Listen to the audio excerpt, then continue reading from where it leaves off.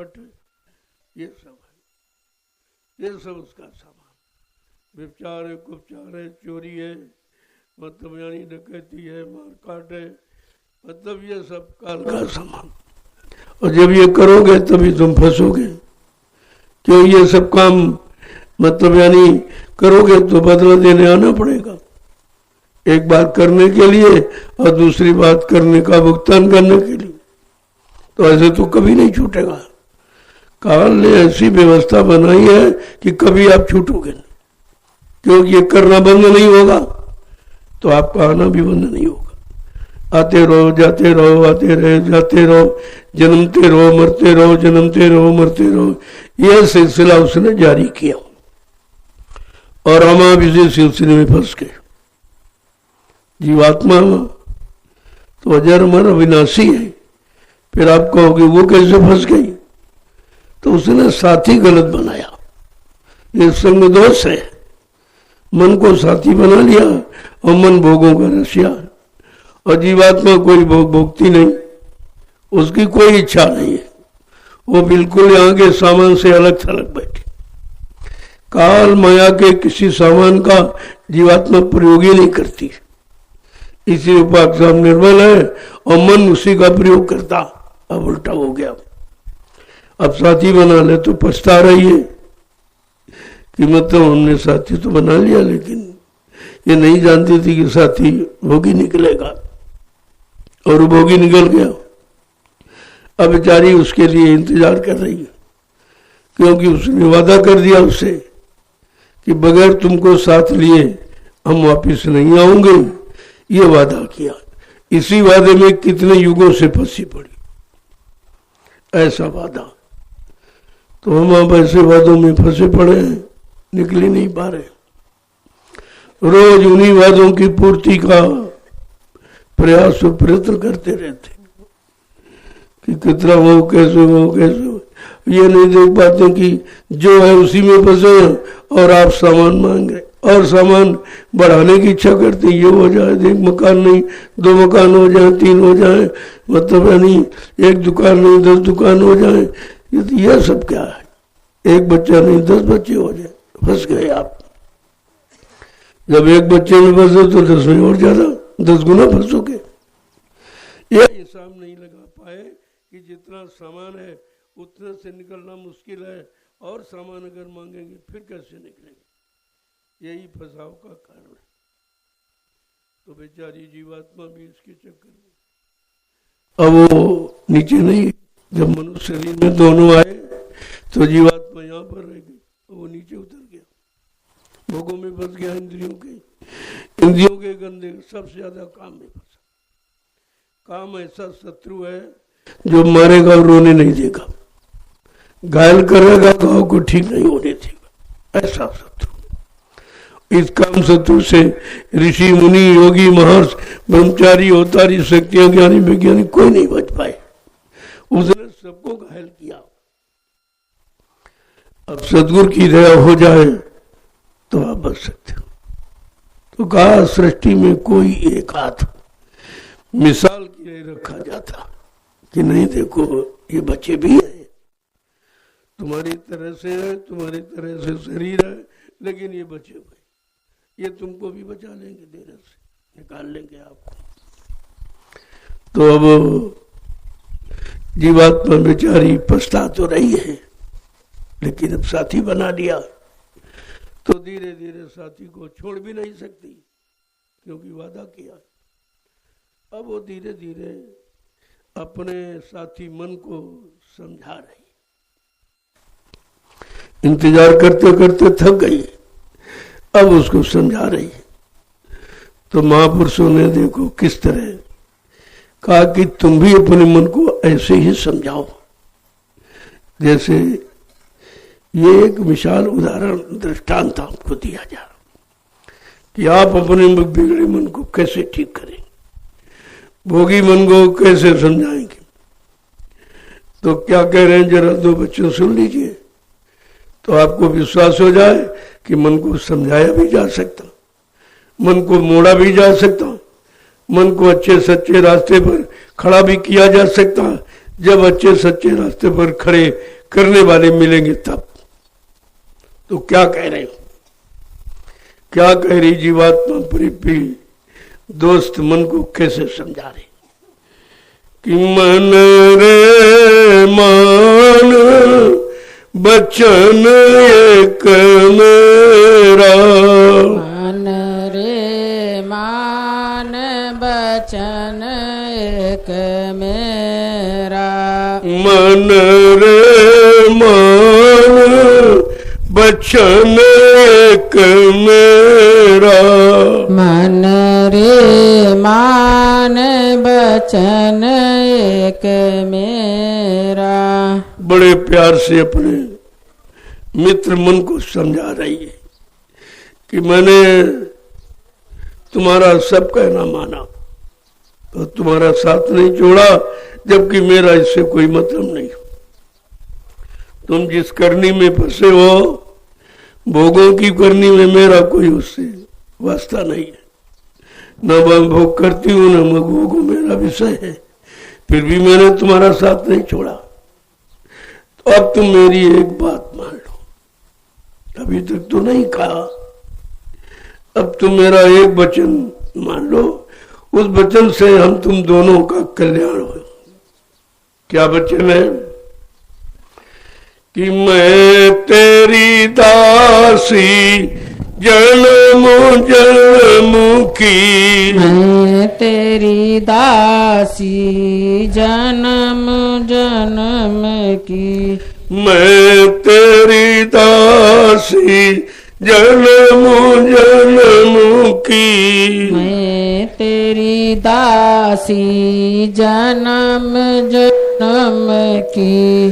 तू हुआ स्वामी मेरा, हुआ स्वामी मेरा, तू हुआ स्वामी मेरा, हुआ स्वामी मेरा। मन रे मान वचन एक मेरा, मन रे मान बचन एक मेरा। बड़ी आधीनी से प्रार्थना करते, जबकि सर्वोपरि है, लेकिन फिर भी बड़ी आधीनी से, बड़ी दीनता से अपने प्रिय मित्र को समझा रही है कि मैं तेरी दासी जन्म जन्म, जहां तूने जन्म लिया कर्मानुसार जिन जिन योनियों में, शरीरों में, मैं तेरी दासी बन के तेरे साथ रही और तू मेरा स्वामी रहा। आगे क्या कह रही कि तीन लोक का नाथ कहावे, तीन लोक का नाथ कहावे, तीन लोक का नाथ कहावे, तीन लोक का नाथ कहावे, तीन देव तेरा चेहरा, तीन देव तेरा चेहरा, मन रे मान वचन एक मेरा, मन रे मान बचन एक मेरा। तू तो तीन लोग का मालिक था, आज क्या सब याद दिला रही है। जब तू काल माया के देश में नहीं आया था, भोगों में नहीं फंसा था, अपने तृप्ति धाम में था, तो तीन लोग का मालिक था और तीन देव ब्रह्मा विष्णु महादेव तुम्हारे दास थे, तेरे कहने के अनुसार चलते थे।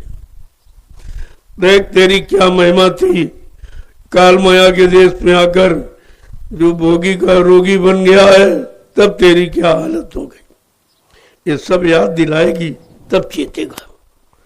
आगे क्या कह रहे हैं कि ऋषि मुनि सब पर हुक्म चलावे, मुनि सब पर हुकुम चलावे। ऋषि मुनि सब पर हुकुम चलावे। ऋषि मुनि सब पर हुकुम चलावे। जति सती सब घेरा। जति सती सब घेरा। मन रे मान वचन एक मेरा। मन रे मान वचन एक मेरा। का ऋषि मुनि पर सब तेरा हुक्म, सब तेरा आदेश मानते थे, तेरे अनुसार चलते थे। और जति जति सब तेरे घेरे में थे, तेरे अनुसार चलते थे, सब तेरा कहना मानते थे, तू सबका मालिक था। लेकिन आज काल माया के देश में आकर भोगों में फंसकर तेरी क्या हालत हो गई। आगे क्या कह रहे हैं? तेरे बस सुर नर मुनि जोगी। तेरे बस बस सुर मुनि योगी। तेरे बस सुर नर मुनि योगी। तेरे बस सुर नर मुनि योगी। कोई तेरा हुक्म न टारा। कोई तेरा हुक्म न टारा। मन रे मान वचन एक मेरा। मन रे मान वचन एक मेरा। का जितने सुर नर मुनि होगी सब तेरे अधीन थे, तेरा कहना मानते थे, तेरा हुक्म बजाते थे, और ये कोई तेरे हुक्म को टारता नहीं था। ऐसी तेरी महिमा थी। लेकिन आज तेरी क्या हालत हो गई। इस काल माया के देश में ये भोगों में फंसकर तूने अपनी क्या हालत बना रखी कि जिसे चाहे तिस जगत फसाए। जिस चाहे तिस जगत फसावे। जिस चाहे तिस जगत फसाए। जिस चाहे तिस जगत फसावे। और चाहे तिस करे निवेरा। और जिस चाहे तिस करे निवेरा। मन रे मान वचन एक मेरा। मन रे मान वचन एक मेरा। तुझे इतना अधिकार था, जिसे चाहे फंसाए जिसे चाहे निकाल ले। ये भी अब तू खुद ही फंसा। तेरे पास वो शक्ति ताकत थी जब तू अपने धाम में था, और जिसे चाहे उसे निकाले, जिसे चाहे उसे फंसा दे। और अब तू खुद ही फंसा पड़ा। अब तेरी क्या हालत, तुझे अब कौन निकालेगा। क्या कह रहे हैं कि ऐसी महिमा सुनी तुम्हारी। ऐसी महिमा सुनी तुम्हारी। ऐसी महिमा सुनी तुम्हारी। ऐसी महिमा सुनी तुम्हारी। ताते तुम पर करुणी हो रहा। ताते तुम पर करुणी हो रहा। मन रे मान वचन एक मेरा। मन रे मान वचन एक मेरा। जीवात्मा सूरत रू क्या कह रही है अपने प्रेमत से? मैंने ऐसी तुम्हारी महिमा सुनी है कि तुम जब अपने धाम में थे तब सब ऋषि मुनि योगी और 3 देव ये सब तुम्हारा कहना मानते थे, सब तुम्हारे अनुसार चलते थे। आज तुम काल माया के देश में भोगों में फंसकर अपनी शक्ति को लुटा दिया है, अब तेरी क्या हालत होगी। आगे क्या करें, मैं तुमसे इसलिए निहोरा माने विनती कर रही हूं, तुमसे विनती कर रहा हूं कि अब मेरा कहना मान लो, अभी कुछ बिगड़ा नहीं। क्या है कि तन नगरी तुच्छ देश में, इस तन नगरी तुच्छ देश में, इस तन नगरी तुच्छ देश में, तन नगरी तुच्छ देश में, क्यों कैदी हुए पड़े घनेरा, क्यों कैदी हुए पड़े घनेरा, क्यों कैदी हुए पड़े अंधेरा, क्यों कैदी हुए पड़े अंधेरा। मन रे मान बचन, मन रे मान बचन एक मेरा। देखो क्या कहते, कैसे कैसे समझाते, एक एक वचन को सावधानी से सुनो। और इसी तरह से हमें आपको भी अपने भोगी रोगी शैतान मन को समझाना चाहिए। ये समझाने की सीख है, वैसे आप इसे समझा ही नहीं पाते, क्योंकि आपको मालूम नहीं था उसने इतना फंसाया है, आपको दास गुलाम बना रखा है, और उसी का कहना हम आप 3 युगों से मान रहे हैं। तो ये समझा के कह रही नहीं, तुम इसको समझाओ ताकि तुम्हारे साथ चलकर अपना तुम्हारा दोनों का काम कर ले।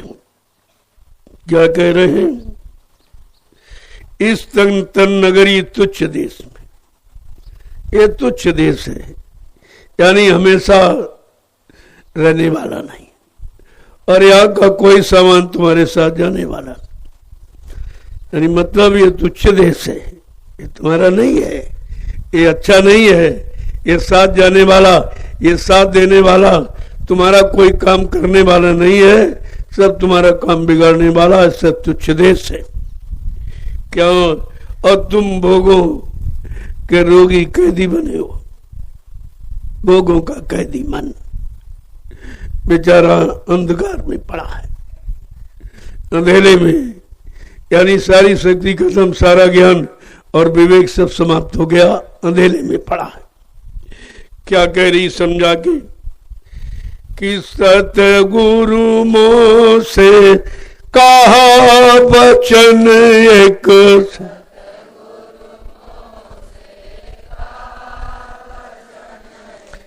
सतगुरु मोह से कहा वचन एक, सतगुरु मोह से कहा वचन एक, मन को संग ले चलो सवेरा, मन को संग ले चलो सवेरा, मन रे मान बचन एक मेरा, मन रे मान बचन एक मेरा। देखो जीवात्मा अपने मित्र मन से कैसे समझा के कह रही कि सतगुरु ने मुझसे एक वचन कहा है कि तुम शैतान मन को, अपने प्रिय मित्र को साथ में लेके चलो, मैं तुम्हारी मदद करूंगा।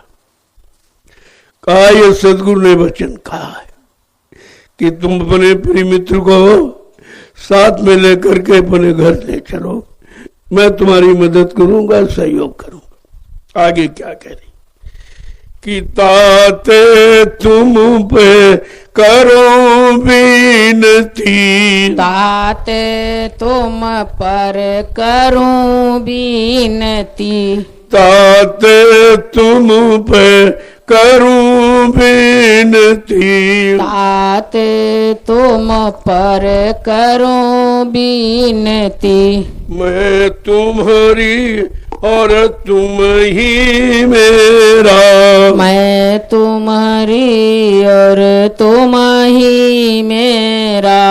क्या कह रहे हैं? मैं इसे तुमसे विनती करता हूं, तुम हमारे हम तुम्हारे हो, अपना समझ कर ही तो तुमसे कह रही हूं। चलो, सदगुरु स्वामी ने हमसे एक वचन कहा था कि मन को साथ में लेकर के तुम दोनों अपने घर चलो, मैं तुम्हारा सहयोग करूंगी। आगे क्या कह रहे कि इंद्रिय द्वार विषय रस त्यागो, इंद्रिय द्वार विषय रस त्यागो, इंद्रिय द्वार विषय रस त्यागो, इंद्रिय द्वार विषय त्यागो, करो अभी सुलझेरा, करो अभी सुलझेरा, मन रे मान वचन एक मेरा, मन रे मान वचन एक मेरा। आज जो गंदा क्षणिक विषयों का इंद्रिय द्वारों को ले रहे हो, जिसमें फंस पड़ कर, बस उसको छोड़ दो और तुम्हें कुछ नहीं करना है।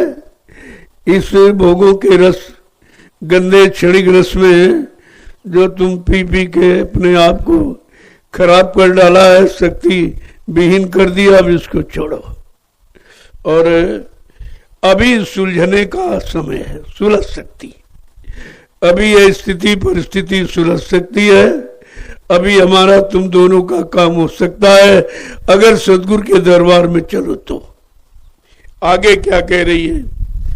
तुम सासंगी और न कोई, तुम सासंगी और न कोई, तुम सासंगी और न कोई, तुम सासंगी और कोई, हम तुम्हारी और तुम ही मेरा, मैं तुम्हारी और तुम ही मेरा, मन रे मानो बचन एक मेरा, मन रे मान बचन एक मेरा। तुम्हारे जैसा मेरा और कोई साथी नहीं, और मेरी जैसी तुम्हारी कोई दासी नहीं। हमारा तुम्हारा मेल है, हमने तुमसे वादा किया है बिना तुमको साथ ले घर वापस नहीं चलूंगी। अब वो समय आ गया है, मेरी बात मान लो और अभी ये काम सुलझ सकता है। आगे क्या कह रही है कि मुझे दासी का कहना मानो, मुझे दासी का कहना मानो, मुझे दासी का कहना मानो, मुझे दासी का कहना मानो, गगन मंडल चढ़ बांधो डेरा, गगन मंडल चढ़ बांधो डेरा, मन रे मान बचन एक मेरा, मन रे मान बचन एक मेरा। मेरी जैसी दासी का अब कहना मानो। चलो हम तुम दोनों गगन मंडल यानी जहां घर जाने का रास्ता है, मुकाम अपना, वहां पर डेरा डालो। कितने दिनों से डेरा अपने काल माया के देश में डालकर फंस गए हो, अब यहां से निकलो और अपने असली घर में डेरा डालो। आगे क्या कह रही है कि जैसे थे तैसे फिर हुई हो, जैसे थे वैसे फिर हुई हो, जैसे थे वैसे फिर हुई हो, जैसे थे वैसे फिर हुई हो। क्यों दुख सुख यहाँ सब हो घनेरा, क्यों दुख सुख यहाँ सहो घनेरा, मन रे मान बचन एक मेरा, मन रे मान बचन एक मेरा। मेरी बात मान लो, अपने घर की तरफ चलो, फिर जैसे तो वैसे हो जाओगे। ये गंदगी सब यही छूट जाएगी, फिर जैसे पाक साफ थे वैसे हो जाओगे। लेकिन मुझ दासी का कहना मानो। अब चलो, चलने की तैयारी करो। और मतलब यानी क्यों यहाँ अपार दुख सुख के चक्कर में कष्ट सह रहे हो, कैदी बने पड़े हो, मतलब यानी दुख सह रहे हो। आगे क्या कह रही समझा के कि सतगुरु पूरे वेद बताया, सतगुरु पूरे भेद बताया, सतगुरु पूरे वेद बताया, सतगुरु पूरे भेद बताया।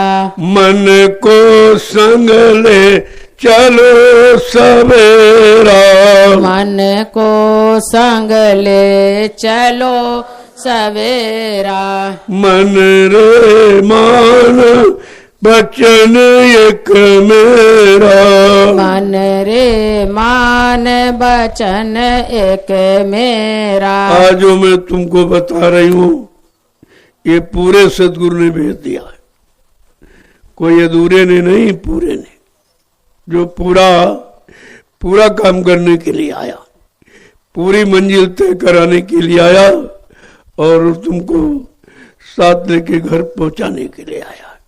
उस पूरे सदगुरु ने ये भेद बताया है जो मैं तुम्हारे से बयान करती हूँ। क्या कह रही है? मन को संग लेकर चलो सवेरा।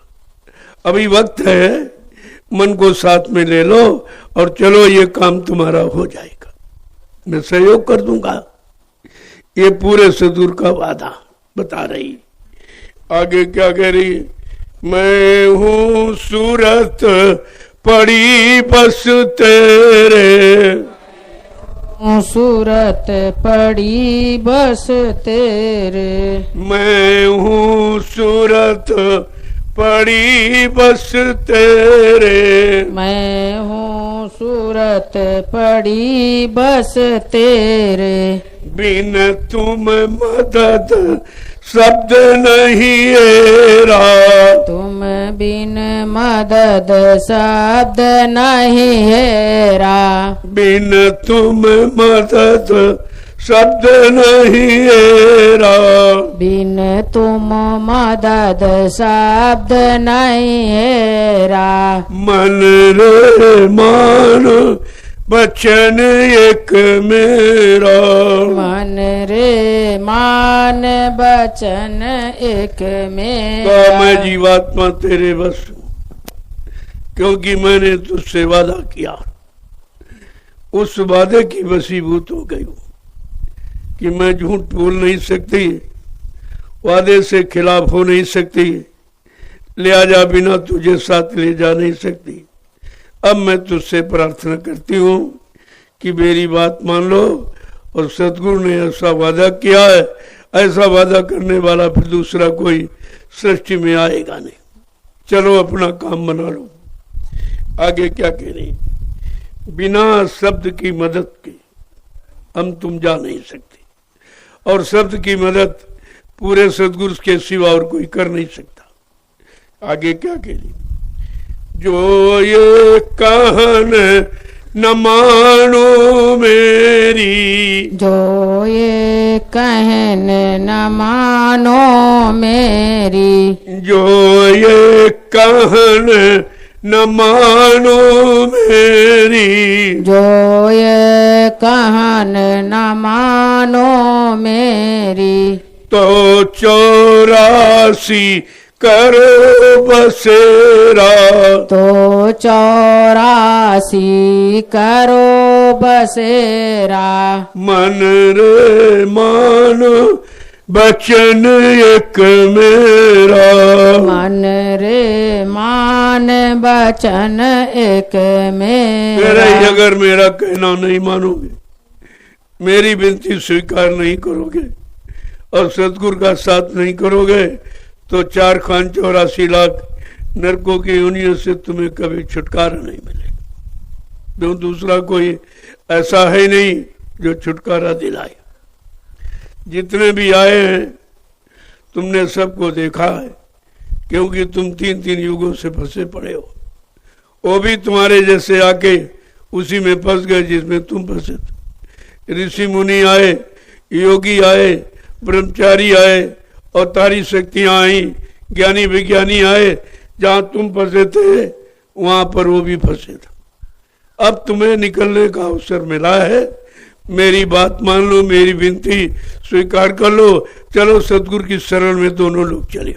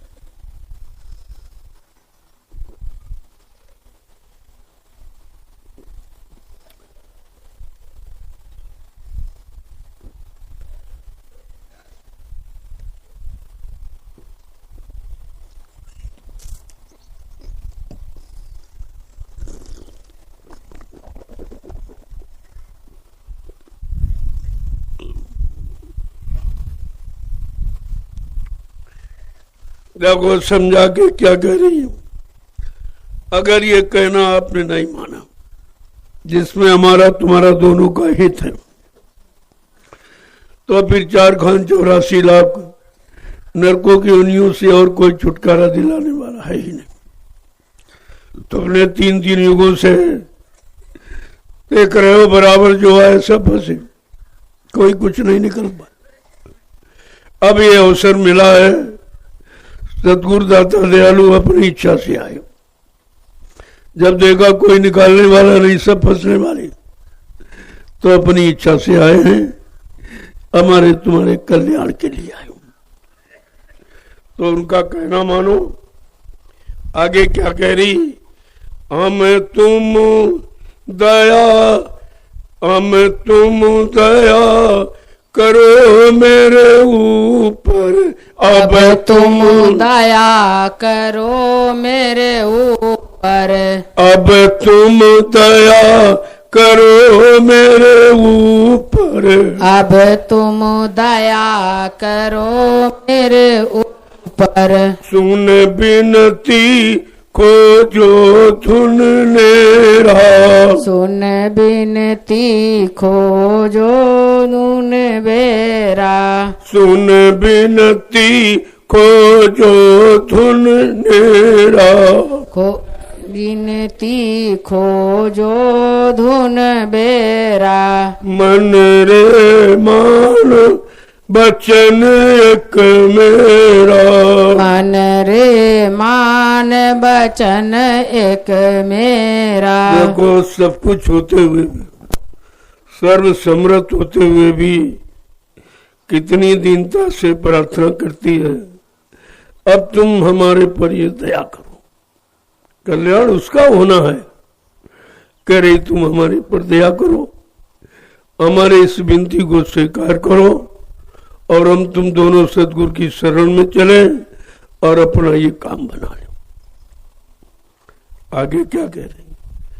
हम तुम दोनों चढ़े अधर में, हम दोनों चढ़े अधर में, हम तुम दोनों चढ़े अधर में, हम तुम दोनों चढ़े अधर में, जाकर बसे पहाड़ सुमेरा, जाकर बसे पहाड़ सुमेरा, जाकर बसे पहाड़ सुमेरा, जाकर बसे पहाड़ सुमेरा, मन रे मान बचन एक मेरा, मन रे मान बचन एक में। कहा हम तुम दोनों अपने घर की तरफ चले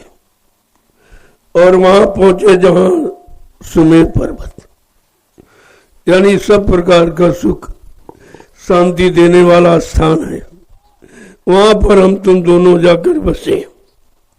आगे क्या कह रही है?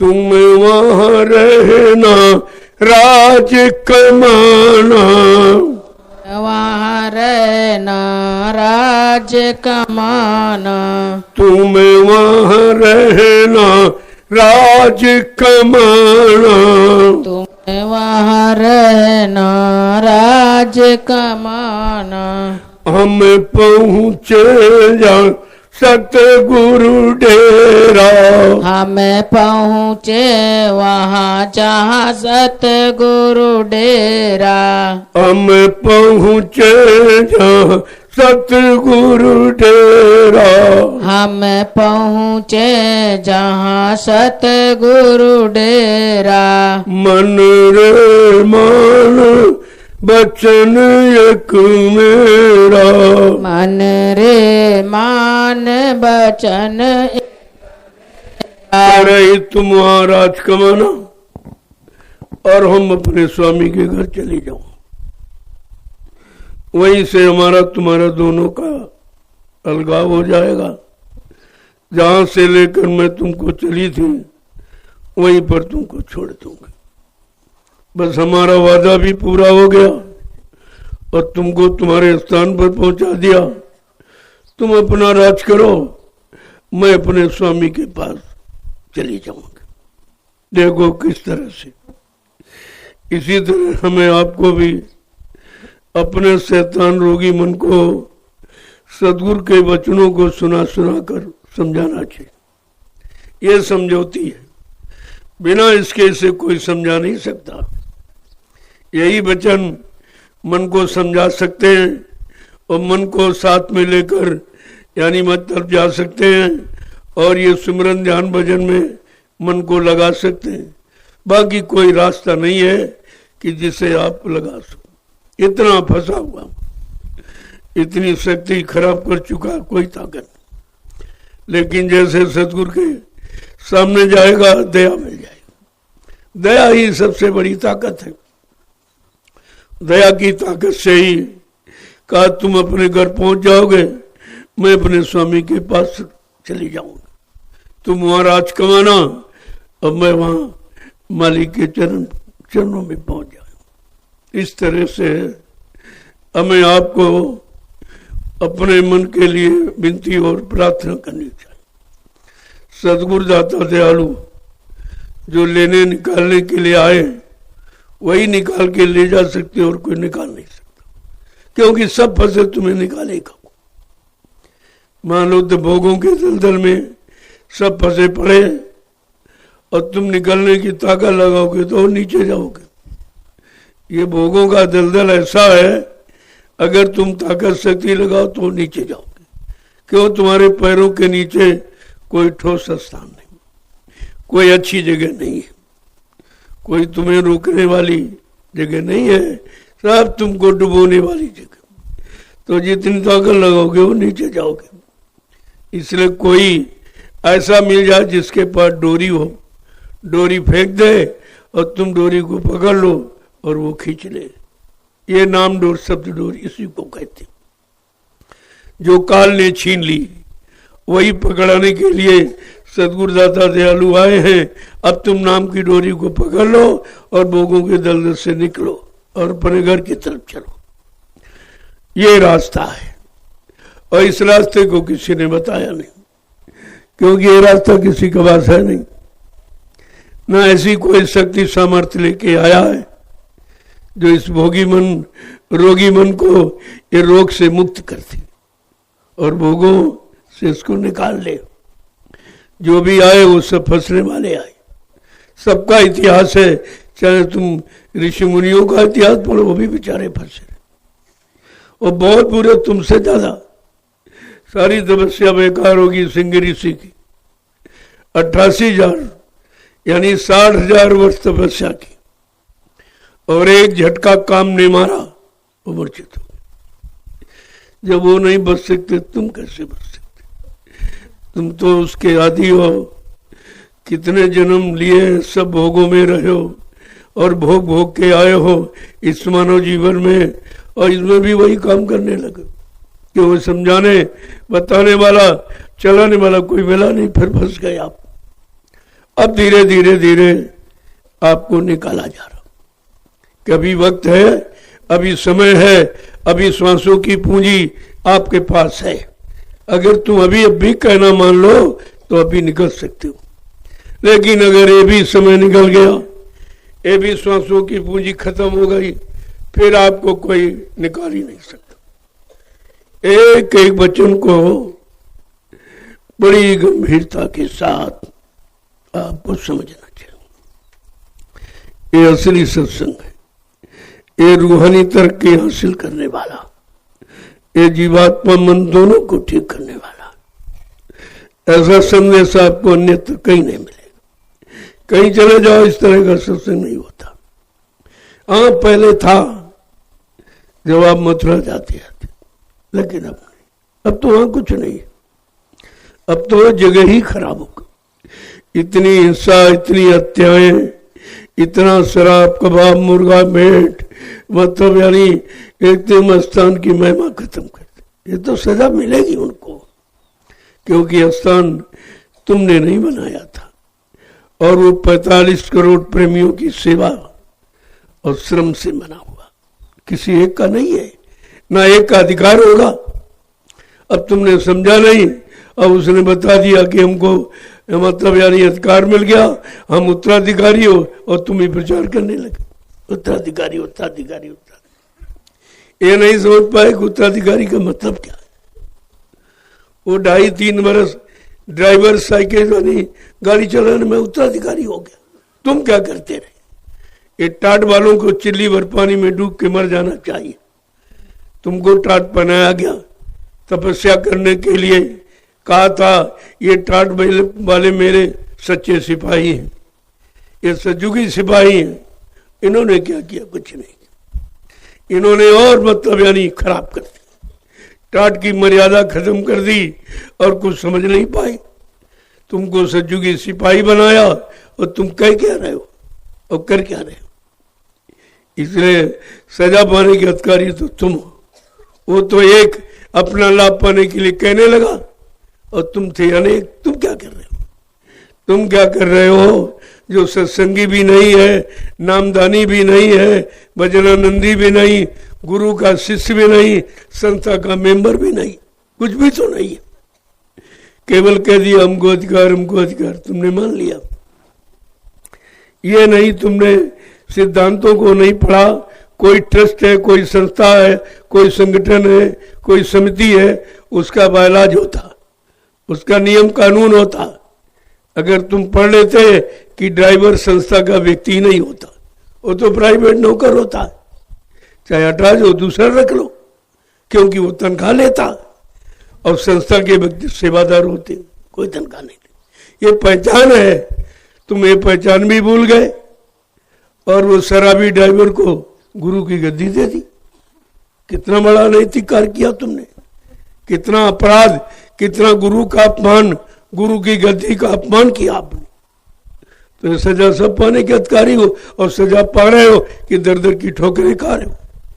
सम्राट मालिक मिलने के बाद भी आप दर दर की ठोकरें खा रहे। ये सजा ही तो तुम्हें मिलनी। कुछ समझ में नहीं आया किसी का।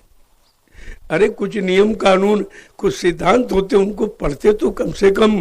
तुम्हारा ट्रस्ट बना हुआ है, जय गुरुदेव धर्म प्रचारक संस्था मथुरा भारत ट्रस्ट बना हुआ। अब उस ट्रस्ट में कुछ कर्मचारी अधिकारी रखे गए, बाबा जी उसके अध्यक्ष। उन्होंने कहा कि आजीवन मैं अध्यक्ष रहूंगा, कोई नहीं। फिर भी आप भूल गए। इसीलिए तो अध्यक्ष बनने के लिए तो उसने ये नाटक किया कि पहले इनको मारो, मर जाने का प्रचार करो, बाबा जी मर गए तब तुम अध्यक्ष बन पाएंगे, क्योंकि आजीवन अध्यक्ष हो। जब उनका जीवन खत्म करोगे तभी तो अध्यक्ष बन पाओगे, तभी मालिक बन पाओगे। बताइए, यानी एक निमिष मात्र एक काम के लिए गुरु को खत्म कर दिया। इससे बड़ा अपराध क्या हो सकता है? जो अपने गुरु का नहीं हुआ वो तुम्हारा क्या होगा? अरे गुरु का होता तो कभी नहीं करता, वो तो गुरु का था ही नहीं और ना है। वो तो अपने स्वार्थ के लिए उसने सब किया और तुमने सहयोग किया। तुम ही कहते हो उत्तराधिकारी हो, तो नहीं कभी कहता, तुम कहते हो। अपराध तुम कर रहे हो, सजा तुमको मिलेगी। कि सम्राट मालिक की गद्दी पर एक शराबी को बैठा दिया जाए, ये कितना बड़ा अपराध है। और तुमने कुछ नहीं समझा। कम से कम गद्दी का इतिहास तुम्हारे यहाँ मौजूद, राजाओं की गद्दी, बादशाहों की गद्दी, सम्राटों की गद्दी, गुरु की गद्दी, संतों की गद्दी, सदगुरु की गद्दी। अगर पढ़ लेते कि गद्दी पर कैसा व्यक्ति बैठाला जाता जो उसका समकक्षी होता।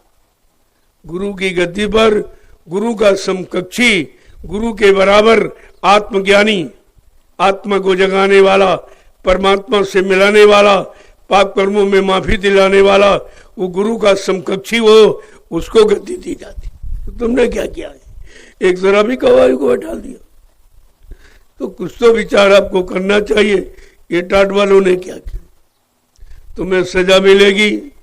तुम्हें ये टाट फकीरी भेष क्यों धारण किया कराया गया? तपस्या के लिए। कहा बच्चा तपस्या कर लो, मैं टाट की पूजा कराऊंगा, टाट का इतिहास बनाऊंगा।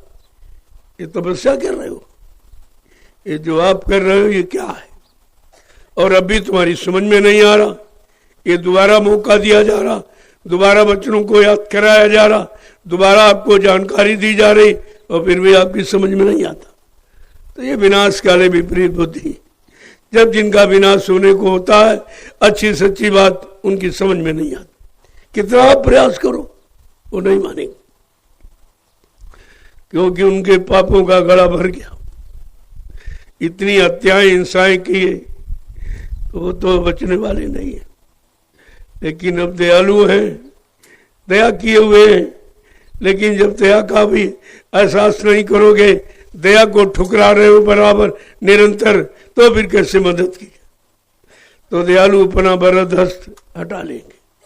फिर ये चार्ज कुदरत को देते, कुदरत फैसला करेगी। कुदरत का फैसला तुम्हारे हित में नहीं होगा। कुदरत का फैसला 3 युगों का पढ़ लीजिए आप। केरला कश्यप नहीं माना तो कुदरत ने फैसला क्या किया? विनाश। त्रेता में वो विद्वान ब्राह्मण रावण ने अच्छी सच्ची नेक भली बात नहीं मानी तो कुदरत का फैसला क्या है? विनाश। और यही द्वापर में हुआ, कंस का विनाश, और वही कलयुग में होगा। अभी तो बचाव नीति चल रही, सुधार नीति चल रही, प्रचार नीति चल रही, जानकारी नीति चल रही है, तो आपकी सुरक्षा है। लेकिन जिस दिन ये नीति समाप्त हो जाएगी तो विनाश के सिवा तुम्हारे हाथ में कुछ नहीं लगेगा। इसलिए इतिहास को याद करो और सदगुरु के वचनों को याद करो। उन्होंने जीवों को बचाने के लिए क्या क्या प्रयास प्रयत्न किया, कितनी व्यवस्थाएं बनाई आपके बचाव के लिए, कितने साकेत महायज्ञ किए, यानी 33 करोड़ देवी देवताओं को खुश किया, और देवताओं ने अपनी असेंबली में बैठकर कितने कानून पास किए जो सज्जू में लागू हो गए, जिससे जन जन को सुख शांति मिलेगी, सबको न्याय सुरक्षा रोजी रोटी योग्यता के अनुसार काम मिलेगा, ये सब व्यवस्था हो। और तुमने ये सब ठुकरा दिया, कुछ नहीं, यज्ञ कुछ नहीं करना, कोई देवता वेवता नहीं, कोई बैठक नहीं की, कोई मतलब यानी मंत्रणा नहीं की, कोई नियम कानून बना, तुम्हें मालूम ही क्या है और बताया जा रहा हो तो समझ में नहीं आ रहा। तो ये विनाश के लक्षण हैं, इसलिए अच्छी सच्ची बात समझ में नहीं। जय गुरुदेव, जय गुरुदेव, जय गुरुदेव, जय गुरुदेव। नाम किसका? प्रभु का। जय गुरुदेव। नाम किसका? प्रभु का। प्रभु का प्यारा नाम। जय गुरुदेव। अब आप लोग खड़े हो जाओ, बहुत देर से बैठे हो। देखो उतना सुनो जितना समझ में आ जाए, जितना कर सको। सुनाने के लिए तो बहुत कुछ सुनाया जा सकता, और सुनाया गया आपको। कितना समय दिया गया, किसी ने नहीं दिया। अब उतना सुनो जितना तुम्हारा मन कर सके, स्वीकार कर सके, उतना आप सुनो, अच्छा रहेगा। और धीरे धीरे करने की, अपने घर चलने की तैयारी करो। यहाँ की तैयारी से मन को हटाइए। बहुत तैयारी कर ली, क्या मिला आपको? और तुम्हारे पहले कितने ने तैयारी की, सब छोड़ के चले गए। न राज गया, न पाट गया, न धन, न दौलत, न औरत, न बच्चे, कोई नहीं गया। तो तुम्हारे साथ क्या जाएगा? धीरे धीरे इनका कर्म कर्जा निपटाओ और अपने घर चलने की तैयारी करो। अब समय ज्यादा नहीं रह गया, बहुत फंस चुके हो, फंस के देख चुके हो, क्या मिला आपको? मुसीबत, तकलीफ के सिवा कुछ नहीं मिला। तो आगे क्या मिलेगा? जो थोड़ा सा जीवन बचा है उसे तो अपनी जीवात्मा के कल्याण में लगा लो, अच्छा रहेगा। यही शिक्षा सबने दी है, और आज उन्हीं संत महापुरुषों के वचनों को आपके कान तक पहुंचाया जा रहा कि तुम भी अपना बचाव कर लो, तुम भी बच करके यहां से धीरज से निकलो, अपने घर की तरफ चलो।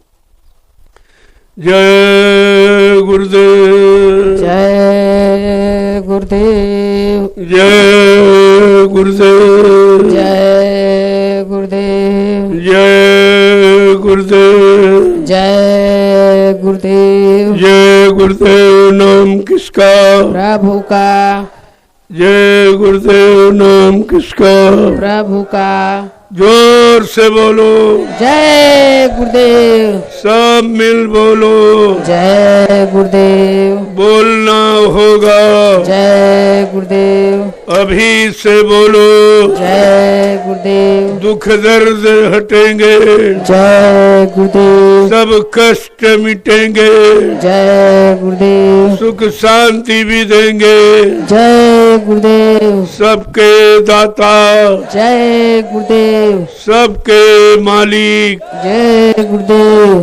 प्रेम से बोलो, जय गुरुदेव। ये नाम नहीं इंसान का, ये नाम है प्रभु का। ये काम नहीं इंसान का, ये काम है प्रभु का। ये काम इंसानों की बस का नहीं। जो आप कर रहे हो ये भी आम इंसानों के बस का नहीं। ये परमार्थी श्रमदान सेवा कोई नहीं कर सकता। सबने परिश्रम छोड़ दिया है, मशीनों ने तुम्हारे परिश्रम का स्थान ले लिया है। वो स्वस्थ हैं, तुम कमजोर हो रहे हो, तुम बीमार हो रहे हो, तुम भोगी रोगी बन रहे हो, क्योंकि तुम्हारे पास कोई काम नहीं। खाली मन शैतान का घर। जब मन को खाली करोगे तो शैतान ही करेगा। वही पिछले जो किया उन्हीं भोगों की तरफ भागेगा, क्योंकि आपने उसको काम नहीं दिया। इसलिए महापुरुषों ने कहा, अरे कुछ न कुछ किया कर। कोई काम न हो तो अपने कपड़े फाड़ के सिया कर, लेकिन कुछ न कुछ किया कर। कितना बल दिया है कि कुछ न कुछ आपको करना चाहिए। करते रहोगे, शरीर भी स्वस्थ रहेगा। जो मशीनें खड़ी रहती लंबे समय तक, वो बेकार हो जाती। इसी तरह तुम्हारा शरीर जब कोई काम नहीं करेगा बिस्तर पर पड़ा रहेगा तो खराब हो जाएगा, रोगी हो जाएगा भोगी तो बीमारी घेर लेगी आपको। और यही हो रहा है और इसी से आप परेशान हो, लेकिन बात समझ में नहीं आ रही कि हमारी बीमारी का कारण क्या है कि हमने परिश्रम छोड़ दिया। जब शरीर चलेगा, शरीर के अंग चलेंगे तो स्वस्थ रहेंगे, ठीक रहेंगे। तो बात तो आपको समझनी चाहिए। जय गुरुदेव। अब आप लोग धीरे धीरे अपनी अपनी सेवाओं में चलो, ताकि धूप न हो। पहले थोड़ा काम करो, धूप हो जाए तो बंद कर देना, शाम को करना। लेकिन जब तक तुम्हारे से किए हो, क्योंकि जितनी डलियां बढ़ा के डालोगे उतनी माला आपकी हो जाए, तो लाभ आपके साथ है। इसीलिए प्रेमी जल्दी उठते हैं, जल्दी जाते हैं और सेवा में लग जाते हैं। जिनको ज्यादा नींद आती है वो सत्संग में नहीं, वो सेवा में चले जाते हैं कि सत्संग भी नहीं सुन पाएंगे, नींद हमको तंग करेगी, चलो सेवा करो, सेवा में नींद नहीं आएगी। वो भी भजन है, वो भी सुमरन के बराबर लाभ देने वाली सेवा है, तो आपको उसे करना चाहिए। देखो, जो रामशाला में प्रेमी सेवा कर रहे, जो राजमिस्त्री कर रहे, आप जल्दी से उससे बनो, ताकि उसका उद्घाटन समारोह यानी मतलब जन्माष्टमी के पावन अवसर पर हो जाए। समय ज़्यादा नहीं है, आप जल्दी से काम। हमारे जो लकड़ी के कारीगर हैं, जिनको वहाँ का भव्य द्वार बनाना है, जिसको लोग देखेंगे, आश्चर्यचकित ऐसा दरवाजा कहीं देखा नहीं हो, वो यहाँ पर तैयार करेंगे जल्दी से और वहाँ लगा दो, ताकि समय से उसका उद्घाटन हो जाए। दरवाजे के बगैर वो महल आपका सूना हो जाए। वो भव्य गेट जो आप तैयार कर रहे हो, बगैर उसके आपका ये महल सूना रहे। और उसमें जो भी मतलब यानी लिपाई पुताई जो आपको करना है, जल्दी से शुरू कर दो, ताकि वो तैयार हो जाए और समय से उसका उद्घाटन हो जाए। जो लोग सुनेंगे, क्योंकि ये यूट्यूब पर डाल दिया गया और सब देख रहे कि भाई उद्घाटन कब, चलो इसमें नहीं जा पाए तो उद्घाटन में जरूर जाएंगे। उद्घाटन समारोह विधिवत वेद मंत्रों के द्वारा वहाँ होगा, और मतलब उस महल को पाक साफ यानी पवित्र किया जाएगा, और फिर क्षेत्रवासियों को भोजन प्रसादी दी जाएगी। भंडारे वाले अपना सामान तैयार रखें, आपको एक अवसर क्षेत्रीय सेवा का मिल जाएगी। क्षेत्र में जितने गांव हैं सब में निमंत्रण दे दो, ताकि लोग जान जाएं कि सेवा आश्रम यानी रामशाला की गांव में है, उसका उद्घाटन होने जा रहा। ये जानकारी सबको हो जाए। तो आप अपनी तैयारी रखो, तुम्हें भोजन प्रसादी यानी खिलाने का ये सेवा का काम मिल जाएगा, अच्छा रहेगा। ये सबसे बड़ी सेवा ये भी है, जो भोजन प्रसादी आप लोगों को खिलाओगे, ये सब भजन के बराबर सेवा है, क्योंकि इसका बनाना ऐसी गर्मी में बड़ा कठिन है। जय गुरुदेव, जय गुरुदेव। आप जल्दी से अपनी तैयारी कर लो, क्योंकि इतने लोग आप हो, इससे ज्यादा और आ जाएंगे। उनको सबके लिए व्यवस्था रखी जाएगी। भोजन प्रसादी आप देखो यहाँ तैयार करो, यानी जो बगीचा है, मेला मैदान रामशाला में है, वहाँ पर आप तैयार करेंगे। वही लोगों को, ग्रामवासियों को भोजन करा देंगे, अच्छा रहेगा। अपने दोनों टैंकर भर के खड़े कर लो पानी का, तो पानी की व्यवस्था हो जाएगी। और अपने अपने पात्र और बर्तन लेके चलो, इसका बराबर ध्यान रखो। ये प्लास्टिक के भोजनों में साधना करने वाले लोगों को भोजन नहीं करना चाहिए। ये बहुत अशुद्ध पात्र है, अशुद्ध सामग्री से बनाए जाते। सबसे गंदगी जितनी है सब बटोर कर इकट्ठी करके उससे बनाए जाते हैं। लिहाजा आपको उसमें भोजन नहीं करना चाहिए। अपना पात्र को शुद्ध, और सबसे अच्छा तरीका ही है, बीमारियों से बच जाओगे आप। जय गुरुदेव। जो लोग जाने वाले हैं क्योंकि सोच रहे हैं फिर मतलब यानी उत्सव में आ जाएंगे तो जा सकते हैं। वैसे अब ये जो 1 महीने का साधना शिविर चलाया गया है ये पूरा नहीं हुआ। ये अखंड पाठ की तरह इसे पूरा करना चाहिए। किसी को कोई विशेष जरूरत इमरजेंसी तो जा सकते। घर में फालतू पड़े रहने से काम नहीं बने। मान लो यहाँ से गए, आप बीमार पड़ गए, 1 महीने आप अस्पताल में भर्ती हो गए तो ये भी छूट गया। अब उधर पैसा लुट गए, उधर लुट गए, ये भी छूट गए, दोनों काम आपके बिगड़ गए। इसलिए जो आधार बना के रखा जाता है उसका कुछ न कुछ तुम्हारे साथ मतलब होता है, इसलिए आपको जोड़ा जाता है। कोई न कोई लाभ आपको मिलना होता है और किसी न किसी दुर्घटना यानी इससे आपको बचाना होता है तो आपको इधर रोक लिया जाता। कि रोक जाओगे वो समय घड़ी खराब टल जाएगी, आप बच जाएंगे। तो एक तरह से नहीं, तमाम तरह से आपको लाभ देने के लिए कोई न कोई आयोजन, कोई न कोई सत्संग, कोई न कोई आध्यात्मिक व्यवस्था आपके हित के लिए जरूर रखी जाती। अब जी बेचारे समझ नहीं पाते, मन के कच्चे हैं और मन कहता है नहीं चलो चलो धंधा बिगड़ जाएगा, दुकान उजड़ जाएगी, ये हो जा रहे, कुछ नहीं होगा। जब तक यहाँ रहोगे कुछ बिगड़ने वाला नहीं।